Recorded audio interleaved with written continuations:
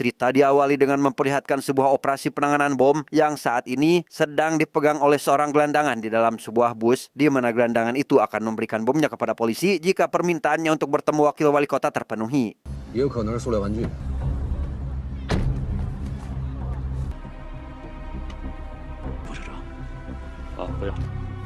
Setelah bertemu dengan wakil wali kota, si gelandangan langsung mengatakan dua hal yang memang sengaja dia tujukan kepadanya, yaitu si wakil adalah orang yang jahat dan orang paling jahat di pemerintahan.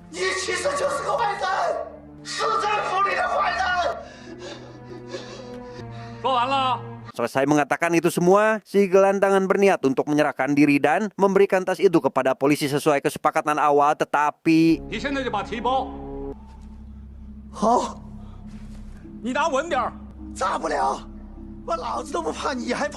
beruntung anak si wakil yang bernama Jian Ming datang tepat waktu dan membuat ayahnya selamat dari ledakan tersebut.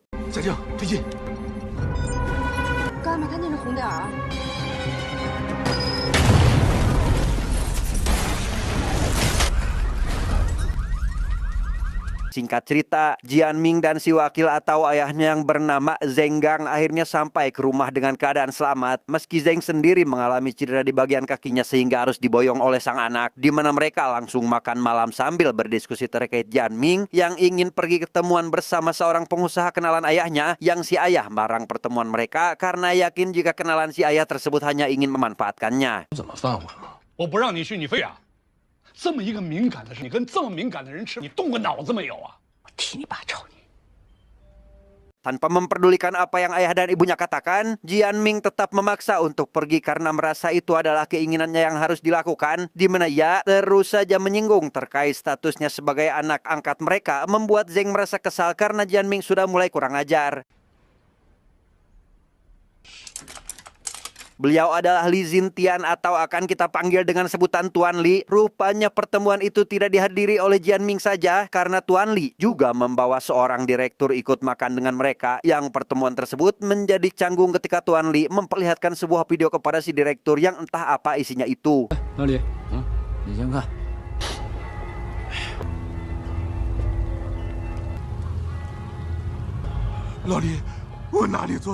Setelah memohon dan mengemis, si direktur meminta agar Tuan Li menghapus videonya karena akan sangat membahayakan posisinya, di mana Tuan Li memasukkan ponsel berisi video itu ke dalam panci panas dan meminta agar si direktur mengambilnya kembali jika dia ingin memilikinya.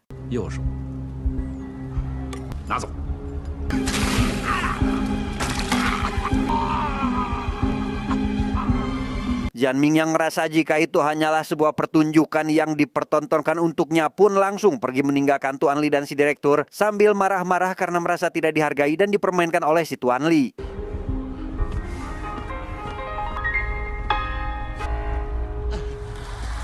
Singkat cerita, terlihat Tuan Li bersama seluruh petinggi perusahaannya berkumpul untuk mendiskusikan terkait Tuan Li yang akan mundur dari kursi kepemimpinannya. Ia yang merasa sudah tua berniat untuk mengangkat seorang pemuda bernama David untuk menjadi pemimpin atau presiden baru di perusahaannya.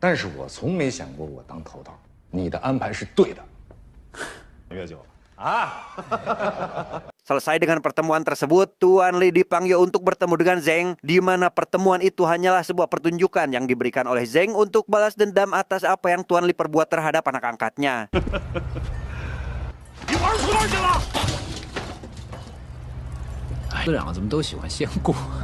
Selain balas dendam, Zeng juga mempertanyakan tentang arti ledakan bom kemarin yang Tuan Li kirimkan kepadanya karena Zeng yakin jika bom tersebut adalah kiriman dari Li yang memang ingin membunuhnya, di mana Li sendiri tidak mengetahui apa yang Zeng katakan karena sejatinya dia tidak melakukan apa yang Zeng tuduhkan kepadanya.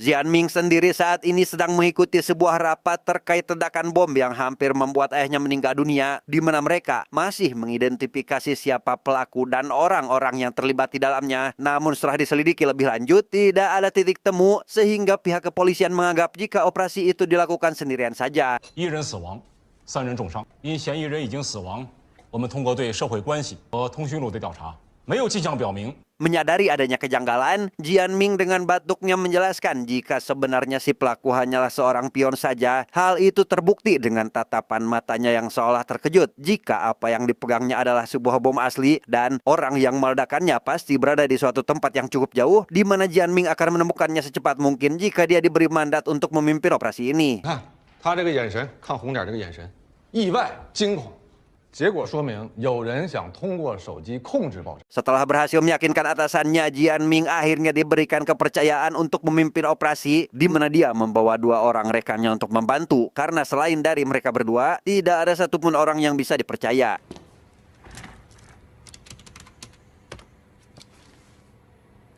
春义路十字路口， 不是，这跟你查电话有什么关系吗？ Dengan kecerdasan yang luar biasa, akhirnya Jian Ming dan 2 rekannya berhasil menemukan sosok yang diduga adalah orang yang meledakkan bom di dalam bus tersebut yang meskipun identitas pelakunya sudah didapatkan, tapi untuk keberadaannya, Jian Ming masih belum yakin karena orang itu sudah menghilang dari permukaan. 刘明利，新众商有限公司的法人，旗下还有一家拆迁公司，拥有爆破资质。 这意味着他更容易搞到炸药。 Hasil penemuannya yang cepat dan akurat membuat Kapten Polisi merasa bangga kepada Jian Ming sehingga dia memutuskan untuk memberinya wewenang lebih agar bisa menuntaskan kasus ini. 政府也需要加强。那我宣布一下啊，从现在开始，苏建明同志正式主导这件的侦破工作。 Di kantornya, Jian Ming CS mulai melanjutkan kembali investigasinya demi mendapatkan hasil segera terkait pelaku pengeboman tempo hari, di mana Jian Ming berhasil menyimpulkan tentang adanya pihak baru yang ikut serta dalam pengeboman, yaitu Li Xintian atau orang yang kemarin Jian Ming temui. 新农场的任务，说什么呢？这还用读吗？这一打眼就能看出来。我们一般管这叫偷情。 Di tempat lain, terlihat seorang supervisor dari gugus tugas kejahatan kontra organisasi bernama Chen ditemani seorang polisi mendatangi Zeng untuk melakukan penyelidikan yang entah apa alasannya, tapi yang pasti dia akan melakukan penyelidikan terhadap seluruh pejabat pemerintahan termasuk Zeng selaku wakil wali kota. 要考察干部情况，是考察所有人，当然也包括我。都包括。 Selanjutnya, Jian Ming pergi menemui Tuan Li untuk menanyakan sosok yang pasti dia kenali karena ternyata alasan Tuan Li masuk ke dalam daftar tersangka adalah karena adanya sosok anak buah Li yang besar kemungkinan adalah dalang di balik pengeboman yang terjadi. 是因为刘明担任法人的新众商贸有限公司是你们禁务局的高度关联公司。 复杂的股权关系在这里头。 Jian Ming mulai melancarkan beberapa pertanyaan terkait di mana si anak buah tinggal dan apakah Tuan Li akan memberikan keterangan untuk si anak buah ketika di persidangan nanti. Di mana Tuan Li yang tidak ingin terlibat pun mencoba untuk mengelak dari pertanyaan dan tidak mengakui tentang dia yang memiliki anak buah seperti yang Jian Ming sebutkan. 你以前在美国学过金融吧？你们这根本就没道理啊！啊！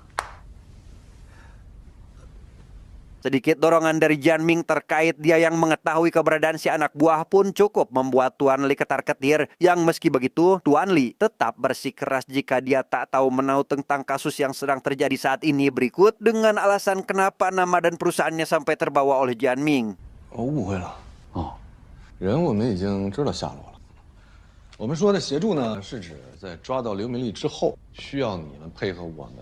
Tanpa mendapatkan hasil yang berarti, Jian Ming akhirnya pergi meninggalkan gedung perusahaan Tuan Li. Namun alih-alih pulang untuk beristirahat, ia malah mengikuti salah satu anak buah kepercayaan Tuan Li yang tiada lain adalah David, yang dicurigai akan bertemu dengan si anak buah bernama Liu Mingli atau si tersangka yang keberadaannya masih belum Jian Ming ketahui.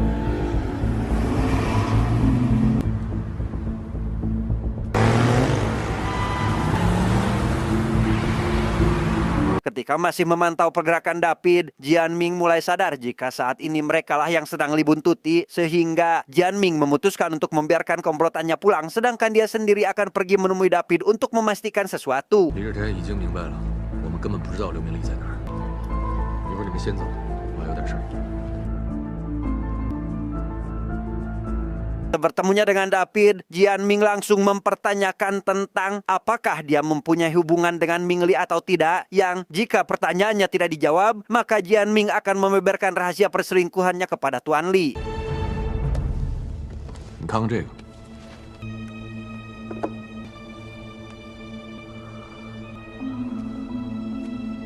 Ancaman yang sangat membahayakan itu membuat David terpaksa buka suara. Ia mengaku jika memang dirinya cukup dekat dengan Ming Li, namun tidak ada yang spesial dari kedekatan mereka karena rupanya Ming Li hanya membutuhkan bantuan David untuk mendapatkan sebuah obat dari luar negeri bernama Risperidon atau obat yang diperuntukkan untuk meredakan gejala skizofrenia dan gangguan bipolar, di mana obat ini juga bisa digunakan untuk mengatasi gangguan perilaku, termasuk gangguan perilaku pada penderita Alzheimer atau anak yang menderita autis. 我真的什么都不知道，我也不知道他在哪儿。什么药？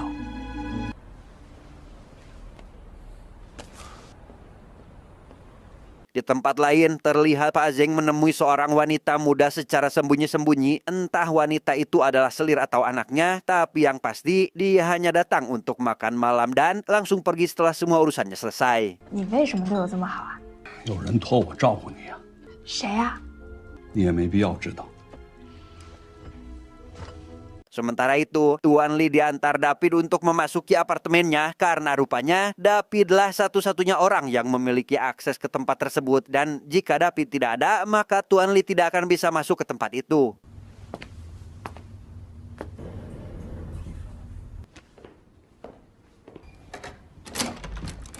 David rupanya adalah calon suami dari anak Tuan Li sehingga pantaslah jika dia teramat begitu spesial di mana Tuan Li akan segera menikahkan mereka berdua ketika anaknya sudah pulang dari liburannya. 亲爸爸一口。收到。 Setelah bertemu dengan David, Jian Ming segera melaporkan hasil pengamatannya kepada si kepala polisi dan si investigator, di mana Jian Ming memberitahu mereka jika kasus ini bukanlah kasus yang sederhana. Yang hal itu dia simpulkan berdasarkan pengamatannya terkait Tuan Li yang menjadi dalang atau pelaku dari kasus ini. 什么然后？你是不是觉得案子会很顺利？是有什么新情况？ 中央这么大力开展扫黑除恶专项斗争。 Mendengar penjelasan hasil pengamatannya yang luar biasa, si investigator yang tidak ingin Jian Ming mendapat masalah pun menyarankan agar dia menyerah atas kasus ini karena berdasarkan pengamatan si investigator, Jian Ming masih belum cakap untuk menanggung resiko yang akan dia hadapi, yang bagaimana tidak, kasus ini memiliki keterkaitan dengan mafia dan aspek pemerintah sehingga akan banyak jatuh korban ketika si pelaku merasa terusik dengan pergerakan Jian Ming. 所有人，包括我，在这盘棋里，卒，过河的卒嘛，就是只能进不能退。 Si kepala sendiri juga menyarankan agar Jian Ming menyerah saja, namun hal itu hanya sebatas saran karena jika ia merasa mampu dan siap menanggung resikonya, maka Jian Ming bebas untuk melanjutkan misinya tersebut. 你要处处小心，保持对一切的怀疑。一切有多大？所有人，包括我。 Singkat cerita, tibalah waktu penangkapan Ming Li. Jian Ming langsung membawa dua rekannya berikut beberapa orang polisi untuk membantu operasi tersebut, di mana Jian Ming dengan akurat membawa semua pasukan ke tempat tinggal Ming Li setelah mendapatkan informasi terkait orang yang mengalami gangguan mental yang cukup jarang di kotanya. Risperidon，中文名叫利培酮。我调查过，他身边没有这样的病人，有一个得这种病的人。 Tanpa menye-menye lagi, Jian Ming langsung memasuki rumah Ming Li yang di sana Jian Ming hanya mendapati istri Ming Li sedang membersihkan kaki sang anak. Namun karena tahu jika targetnya ada di rumah, Jian Ming segera memintanya untuk keluar agar hukumannya bisa diringankan. 刘明丽，出来吧！所有路口都有警察，你跑不掉的。你要是拒捕的话，我们怕伤着孩子。 Tanpa basa-basi, Ming Li akhirnya keluar dan menyerahkan diri. Yang ketika Ming Li keluar dari rumah dan turun ke jalanan, tiba-tiba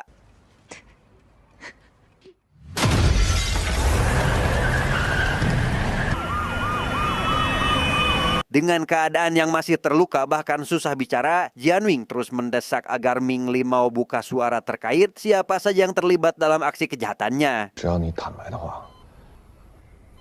你再好好想想。 他们都要灭你的口了，你还有必要替他们隐瞒吗？ Baru saja selesai menyambut kepulangan anaknya yang langsung ditikahkan dengan David, Tuan Li yang saat ini sedang bersantai malah mendapatkan panggilan dari nomor tadi kenal yang ternyata adalah dari Zeng yang memberikan rekaman suara Ming Li yang akan mengakui semua kejahatannya dan membocorkan siapa saja yang terlibat di dalamnya. 幕后指是谁？时间、地点。Kembali pada Jianming, ia terlihat mampir ke salah satu rekan wanitanya dalam operasi bernama Li Huilin yang meskipun mereka adalah mantan kekasih, tapi tampaknya mereka sangat akur sekaligus. Jianming tidak datang ke sana untuk melakukan apapun, melainkan hanya beristirahat di tempat yang aman untuk dirinya. 什么不对？什么都不对，谁跟谁不对？ 这一切背后好像有某种关联。 Setelah cukup beristirahat, Jianming segera pergi dari tempat itu, di mana Huilin yang sebenarnya masih cinta pun hanya bisa memandangi punggung Jianming yang semakin lama semakin menjauh.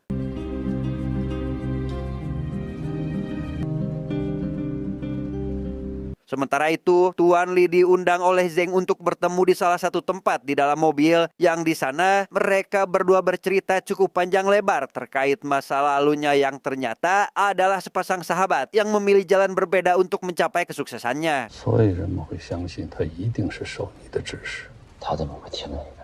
是人就会有弱点吗？那就凭他的口供。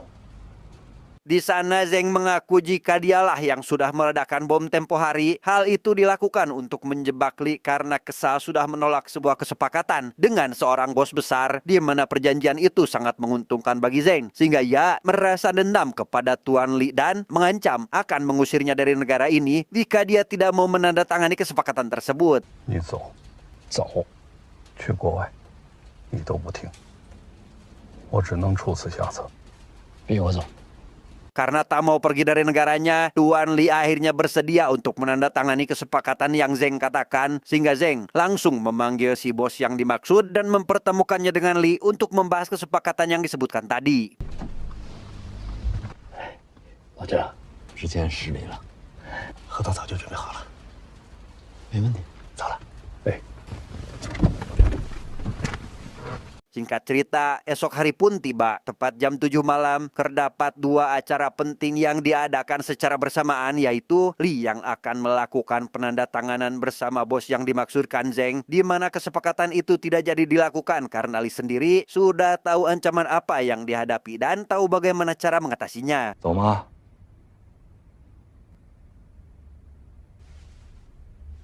他为什么还不走？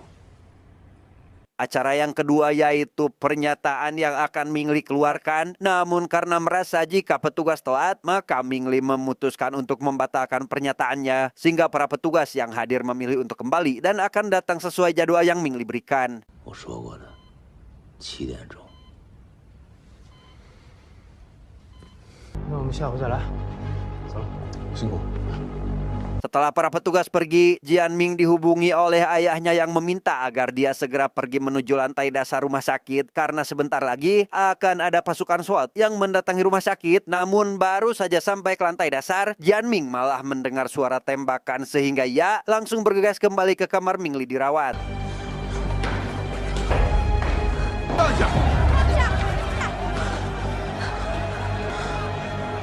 Entah siapa yang mengerahkan para pegawai konstruksi, mereka mendemo rumah sakit yang membuat Jianming dan anggotanya kesulitan. Namun meski begitu, pada akhirnya ia dan pasukan SWAT berhasil menemukan di mana Ming Li berada. Tapi terlambatlah sudah karena saat ini Ming Li berada di tangan seorang salah satu pegawai konstruksi yang langsung menerjunkan diri dari atas gedung rumah sakit. 强迫我们搬迁不给钱，我们吃不够，对吧？刘总，咱谈谈，这也不行了。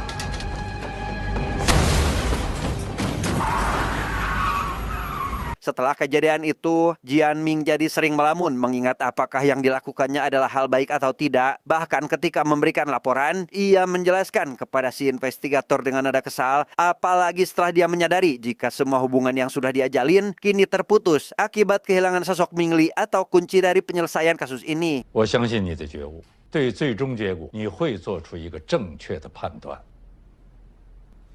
你相信吗？我当然相信。 Di malam yang sama, lebih tepatnya di sebuah tempat istirahat pegawai restoran, mereka menikmati waktu istirahatnya untuk merokok dengan sebuah asbak yang menempel di dinding, di mana keanehan terjadi ketika si perokok terakhir mematikan rokoknya di asbak tersebut.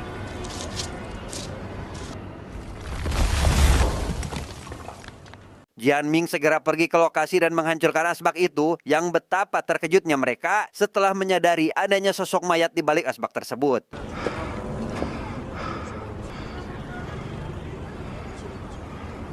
mendapat laporan penemuan mayat, Zeng segera menemui Li untuk menumpahkan semua amarahnya karena ternyata mayat itu adalah mayat seorang wanita yang mereka berdua bunuh puluhan tahun yang lalu.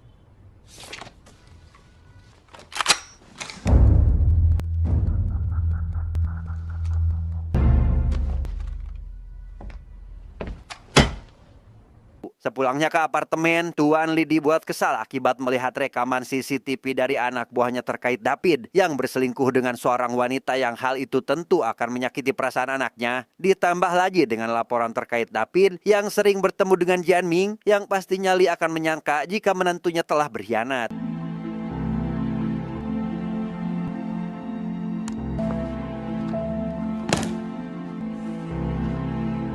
Tanpa menunggu waktu lama, Li segera memanggil David dan anaknya untuk makan malam yang setelah makan selesai, Li meminta waktu David untuk berbincang terkait apa yang selama ini dia lakukan. Namun karena masih menghargai perasaan anaknya, Tuan Li hanya meminta David untuk menghilang dari kehidupan sang anak dan tak pernah sekalipun menemuinya lagi.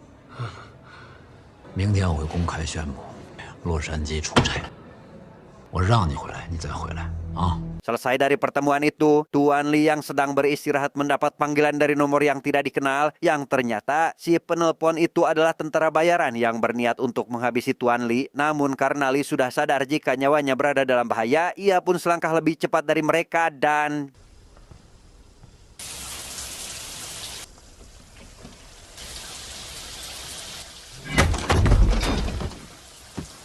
Melihat kartu yang selalu dibawa David untuknya pun membuat Li berpikir jika orang yang menyuruh mereka adalah David, sehingga untuk menuntut balas, dia menyuruh beberapa reman untuk segera menangkapnya.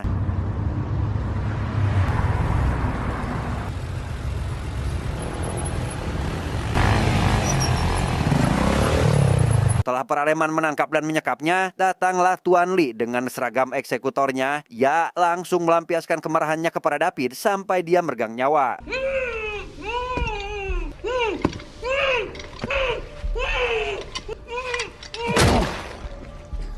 Berita kematian David akhirnya sampai kepada polisi, di mana Zeng yang mengetahui hal itu langsung menghubungi Li untuk sekedar memberitahu jika apa yang sudah dia lakukan terhadap David adalah sebuah kesalahan akibat rasa panik yang menghantuinya karena sebenarnya David sendiri hanyalah korban dari ketakutannya itu. 这是一个被吓破胆的年轻人。老黎，老黎。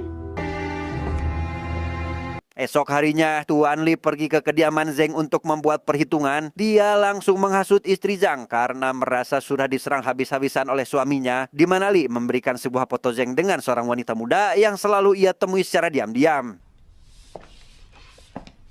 真像，我是不希望老爷子自愿介入进来。 Rupanya wanita itu adalah keponakan dari mantan Zeng di masa lalu, sehingga pantas jika ia selalu menemui gadis itu tanpa melakukan apa-apa karena rasa cintanya pada si mantan memang begitu besar, dan inilah satu-satunya cara untuk merealisasikan rasa cintanya dengan menjaga keponakannya. 2周前，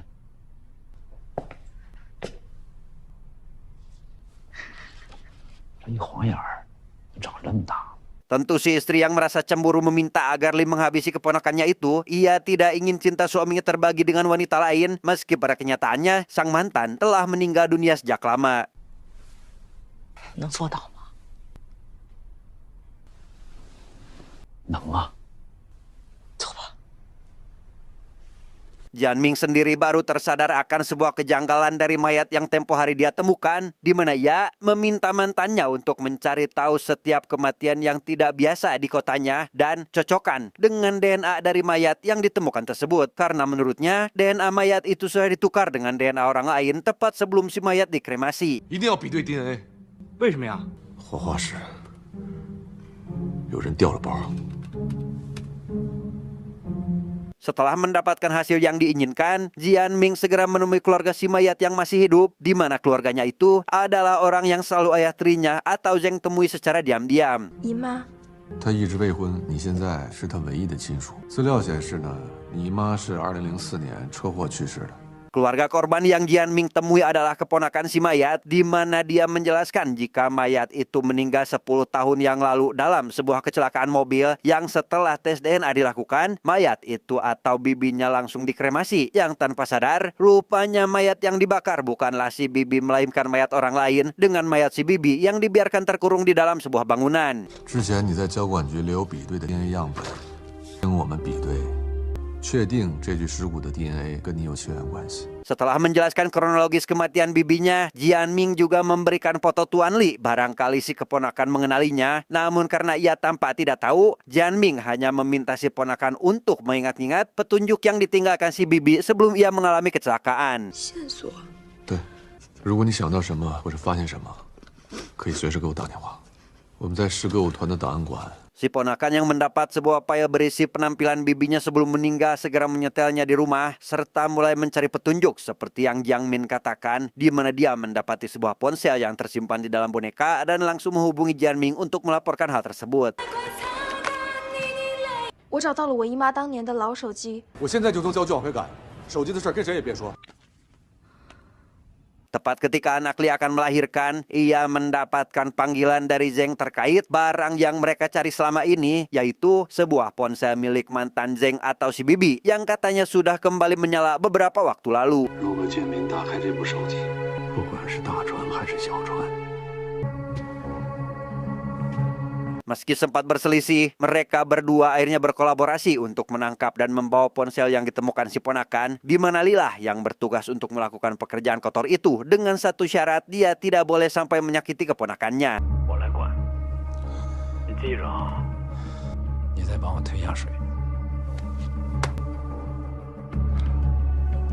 Sementara itu, si ponakan sudah berada di dalam kondisi terikat oleh beberapa orang suruhan dari Tuan Li, di mana dia dipaksa untuk menyerahkan ponselnya jika masih menyayangi tubuhnya yang masih suci ini. 你把手机给我，我就走。别的话，哼，先奸后杀。 Jianming sendiri saat ini sedang berada di perjalanan menuju kediaman si ponakan, di mana dia memilih untuk berangkat sendiri tanpa membawa seorang pun bersamanya, yang tanpa sadar jika hal itu sangat berbahaya, mengingat dia yang tidak akan bisa berbuat apa-apa di hadapan para reman yang sudah biasa melakukan kekerasan. 谁的电话？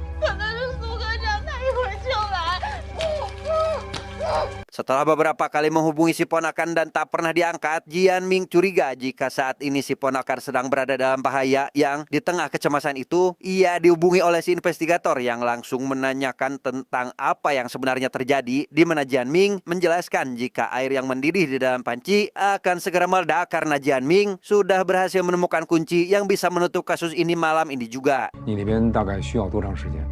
1个小时左右，我跟您汇报。这边特警、交通、通信是联系。好。 Si ponakan sendiri saat ini baru saja mendapatkan tamu lain yang ternyata adalah anak buah Tuan Li yang memberikan uang sebanyak 10 juta yuan jika si ponakan bersedia untuk menyerahkan HP yang diinginkan oleh Tuan Li dan pergi ke tempat manapun yang dia inginkan.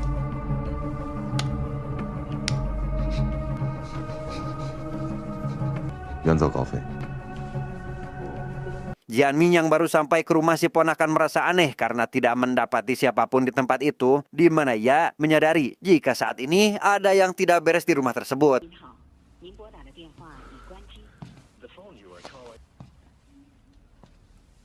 Setelah mendapatkan ponsel yang si ponakan sembunyikan, datanglah mantan Jianming untuk membantunya karena tahu jika dia akan berada dalam bahaya, namun terlambatlah sudah bagi mereka untuk melarikan diri karena reman suruhan Li sudah hampir menemukan mereka yang membuatnya harus segera pergi dari sana.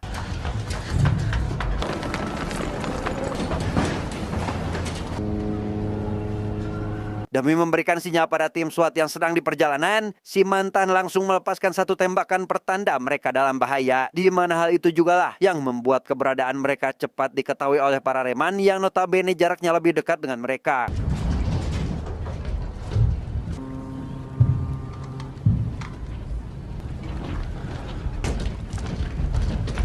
Di tengah kepanikan yang sedang berlangsung, Tuan Li masih bergelut dengan masalah lain terkait anaknya yang sedang dalam proses melahirkan, sehingga membuat fokusnya menjadi terbagi, di mana dia hanya bisa melampiaskan kemarahannya pada para reman yang belum juga mendapatkan barang yang dia inginkan. 小崔，没关系。老板，几十个房间，一个会找吗？找，还等什么呢你们？ Jianming dan pacarnya sendiri tengah terlibat ketegangan terkait mereka yang sudah tidak memiliki jalan keluar lain akibat Parareman yang sudah mengepung tempatnya sehingga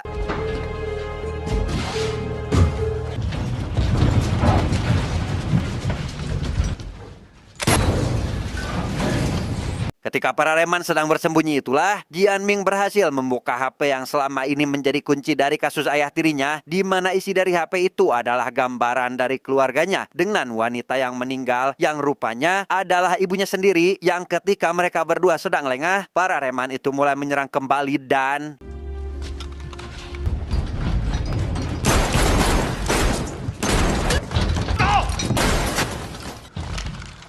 mengetahui jika tim SWAT mulai berdatangan dengan isi HP yang sudah berhasil dibuka oleh Jianming, terlihat Tuan Li, Zeng dan istrinya tampak sudah pasrah dengan nasib yang akan menimpanya, di mana dalam kepasrahannya itu, Tuan Li yang sedang berdiri membelakangi putrinya, tiba-tiba mendapatkan serangan dari orang kepercayaannya sendiri.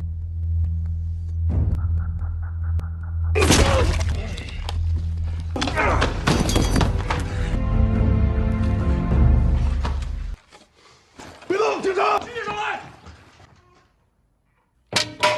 6 bulan kemudian setelah Tuan Li ditangkap, ia ditemui oleh pihak investigator untuk membuatnya mengakui setiap kejahatan yang dia lakukan bersama rekan-rekannya. Di mana Li memberitahu jika simbol perusahaannya, yaitu bambu yang dia simpan di dalam apartemennya, terdapat sebuah flashdisk yang berisikan kejahatan Zhang untuk berjaga-jaga jika suatu hari Li mendapat ketidakadilan seorang diri.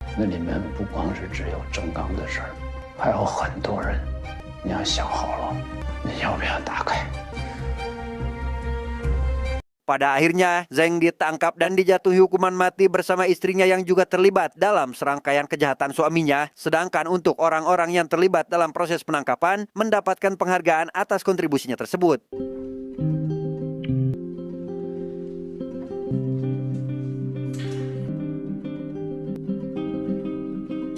Tamat, ending yang sangat membagongkan.